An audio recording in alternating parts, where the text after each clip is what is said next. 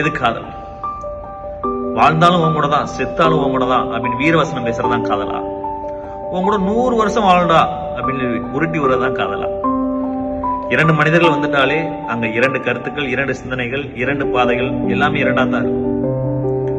இப்போதைய காலங்களில் பார்த்தோம்னா அவளும் நோக்கினால் அவனும் நோக்கினான், காதல் வந்தது, கல்யாணம் நடந்தது, விவாகரத்தில் முடிந்தது. இவ்வாறாத்தான் பெரும்பாலான உறவுகள் இருக்கு. அப்ப நாம் இணைந்து இருக்கக்கூடிய உறவுகள்ல நாம் அந்த உறவை உறுதி பண்ணணும்னு நினைக்கிறோமா, இல்ல நான் ஜெயிக்கணும்னு நினைக்கிறேன்னா அப்படிங்கிற பொறுத்தா பார்த்தோம்னா எதிர்காலம் அந்த உறவை பொறுத்து முடிச்சுக்கலாமா வேணாமான்னு இப்ப முடிவு செய்யப்படுது. அப்ப அழகா இருந்தா காதல் வந்துருமா?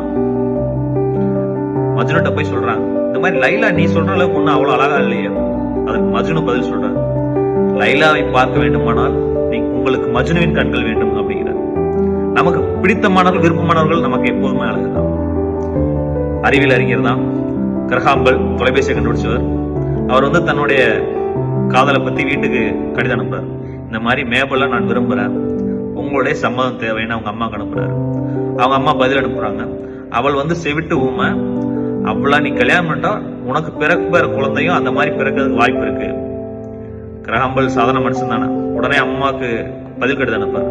இந்த மாதிரி நீயும் ஒரு செவிடு தான், இப்ப நான் ஆரோக்கியமா இல்லையா அப்படின்னு சொல்லி கோபமா பதில் அனுப்புறாரு. கிரஹாம்பல் அது காதல் கண்ணை மறைச்சிச்சு. ஆனா அதுக்கப்புறம் அந்த வருத்தம் தெரிவிச்சாரு.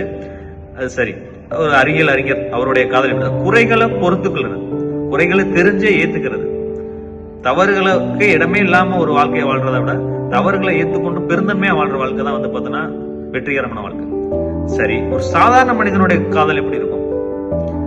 அறிவுலகம் 2020ஆம் வருஷம் கொரோனா உலகமே முடங்கி இருந்த சமயத்துல அவருடைய ஆசை மனைவி மஞ்சுளா கிட்டத்தட்ட வயது மூப்புல இருக்காங்க. அவர்கள் புற்றுநோயால பாதிக்கப்பட்ட பெண்மணி, மாத்திரை வாங்க வாய்ப்பு இல்ல, ரொம்ப பொருளாதாரத்துல பின்தங்கிய குடும்பம். என்ன செய்யறதுன்னு அவர் யோசிக்கவே இல்லை. என்ன பிரச்சனை வருங்கிறத அவர் கவலைப்படவே இல்லை. தன்னோட மனைவியை காப்பாற்றணும், அவளுடைய வழியை பார்த்தோன்னா மரக்கடிக்க செய்யணும். அதுக்கு கண்டிப்பா மாத்திரைகள் வேணும். சைக்கிள் எடுத்துக்கிட்டாரு. கும்போணத்துல இருந்து பாண்டிச்சேரி ஜிப்மர் மருத்துவமனைக்கு கிட்டத்தட்ட 140 கிலோமீட்டர். எந்த பயமும் இல்லாம அவங்கள பின்னாடி இருக்கையில உட்கார வச்சு அழுத்தி கொண்டு போனார். தன்னோட துயரத்துல பங்கெடுத்துக்கிறதும், குறைகளை பெரிதாக்காம அதை ஏத்துக்கிறதும், நீ ஜெயிக்கிறியா நான் ஜெயிக்கிறியா அப்படின்னு யோசிக்காம அந்த உறவு ஜெயிக்க வைக்கிறதுக்கான முயற்சிகள் ஈடுபடும் தான் உண்மையான காதல்.